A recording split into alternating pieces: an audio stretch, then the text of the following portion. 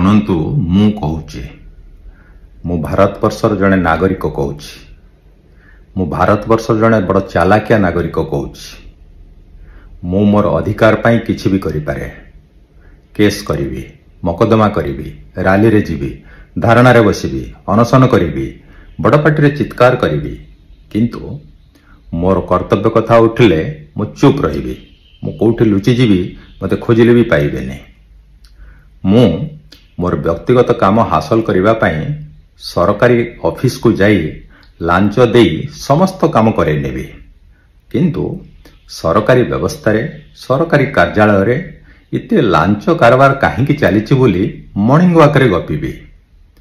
मु घरे बाहरे ऑफिस रे रास्ता रे चारिआडे पान छप पकेइबी। गुटका खाइकि पाउच को जेकोसी जगह रे फोपाड़ीबी।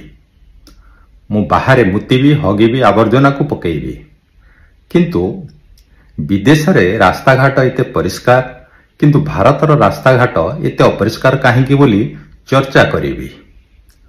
मु कहूछि मु भारतर जड़े नागरिक कहूछि, मु भारतवर्षर जड़े बड़ चालाकिया नागरिक कहूछि। मोर पाठ पढ़िबा दरकार नाही, मते डिग्री दरकार।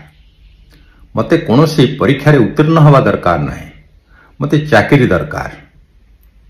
मते सरकारी ऑफिस रे काम करिवार दरकार नाही, मास शेष रे मते दरमा दरकार। मु सखाळु संध्या पर्यंत धर्म चर्चा करिवि, शास्त्र ज्ञान बांटीबि, संविधान कथा उठेइबि ने, किंतु मते धर्म निरपेक्ष राष्ट्र दरकार।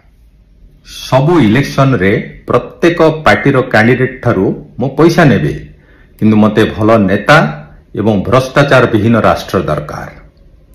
मु मोर पड़ोसी को सही पारिबिने, मु अन्य जातिर लोक को सही पारिबिने, मु अन्य धर्मर लोक को सही पारिबिने, किंतु मते वसुधैव कुटुंबकम विश्व दरकार। कुहंतु एहा किपरि संभव? दियंतु आपनकर मतामत एवं जनातु भारतीय नागरिकर असली चित्र। और मेरी तो तमन्ना ये है, मेरी तो आशा ये है, ईश्वर से प्रार्थना ये है कि हिंदुस्तान ऐसा बने कि जिससे सारी दुनिया कहे कि अगर आजाद बनना है तो हिंदुस्तान के जैसे आजाद बने।